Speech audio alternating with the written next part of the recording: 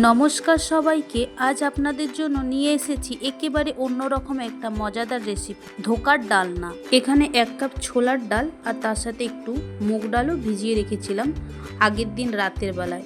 এরপর ডালটা পেস্ট করে নেব। এর জন্য আদা, কাঁচা লঙ্কা, লবণ, হলুদ আর এখানে জিরে গুঁড়ো আর ধনে গুঁড়ো একসাথে দিয়ে দিলাম। এবার ডালটা ভালো করে পেস্ট করে নেব। কড়াই গরম হয়ে গেছে, এর মধ্যে সরষের তেল দিয়ে দেবো আর একটু কালো জিরে দিয়ে নাড়িয়ে চাড়িয়ে আগে থেকে পেস্ট করা ডালটাও ঢেলে দেবো। ওর মধ্যে একটু জল দিয়ে ভালো করে এইভাবে নাড়িয়ে চাড়িয়ে গাঢ় করে নামিয়ে নেব।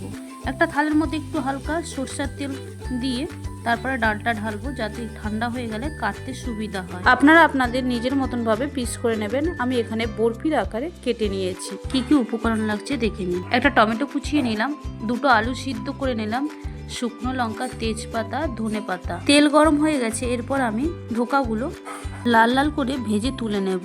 তেলের মধ্যে জিরে, শুকনো লঙ্কা, তেজপাতা দিয়ে নাড়িয়ে চাড়িয়ে আলু আর টমেটো দিয়ে দেবো। এরপর আদা বাটা, জিরে বাটা, 1 চা চামচ হলুদ গুঁড়ো, 1 চা চামচ লঙ্কা গুঁড়ো, 1 চা চামচ ধনে আর জিরে গুঁড়ো আর স্বাদ মতন লবণ দিয়ে ভালো করে নাড়িয়ে চাড়িয়ে কষিয়ে আমি একটু গরম জল ঢেলে নিলাম। এরপর ফুটে উঠলেই ধোকাগুলো ঢেলে দেবো। এরপর 5-7 মিনিট ফুটিয়ে আমি ধনেপাতা দিয়ে তারপরে নামিয়ে দেবো। এইপরেই আমার রেডি ধোকার ডালনা। কেমন হয়েছে বন্ধুরা? আশা করি আপনাদের সকলের খুব ভালো লেগেছে।